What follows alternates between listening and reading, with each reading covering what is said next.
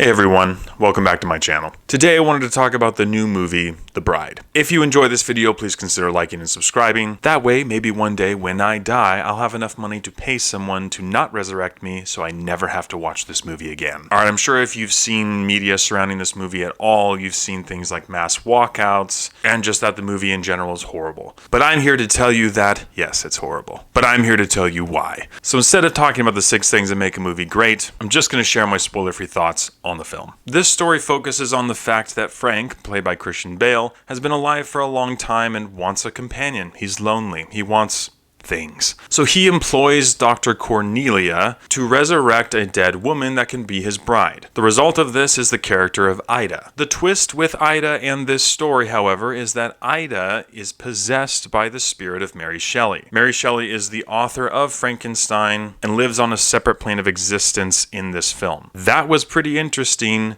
in concept. Frank vows to love and protect Ida no matter what, and in that promise ends up killing 2 men who try to sexually assault her. From there, they're on the run from the police, from a mob boss, and there's a bunch of chaos and confusion on the way. Now, I gotta be honest with you guys. I don't have a lot of positive things to say about this movie. The idea of Mary Shelley partially possessing Ida is interesting, but all that's done with it is that at random points in the movie, Ida, being herself, speaks an American accent. And then all of a sudden it feels like she's having a seizure and then starts saying random words and phrases in a British accent. The best way I can describe it is that if you're playing a game like Taboo or Catchphrase, and you can't say the word on the card, but you're saying all these words surrounding that word, that's exactly how one of these episodes felt. It was random, it was pointless, and it added nothing to the film but just random nonsense. In addition to that, there are multiple plot lines going on that seem to randomly present throughout the movie.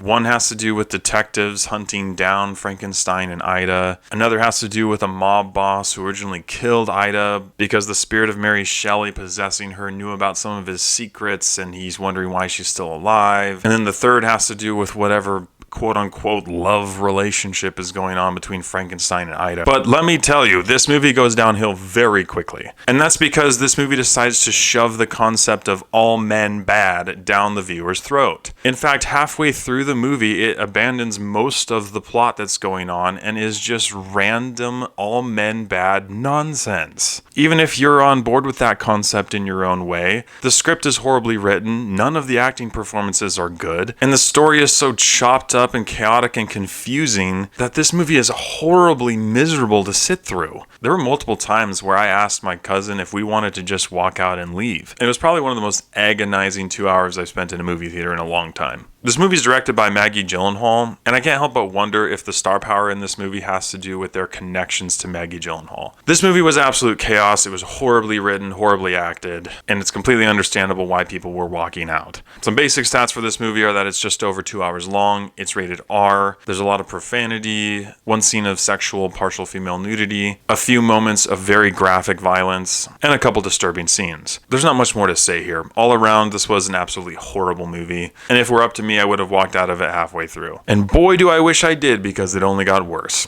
So with all those areas considered, I have to give The Bride a 1 out of 10. There are not many times where I have sat in the theater contemplating how such a piece of trash could make it to movie theater screens, but this was one of those times. So with all that in mind, The Bride is an absolute dumpster fire of a movie that is not worth your time or your money ever in your life. I don't care if someone is paying you to watch this movie.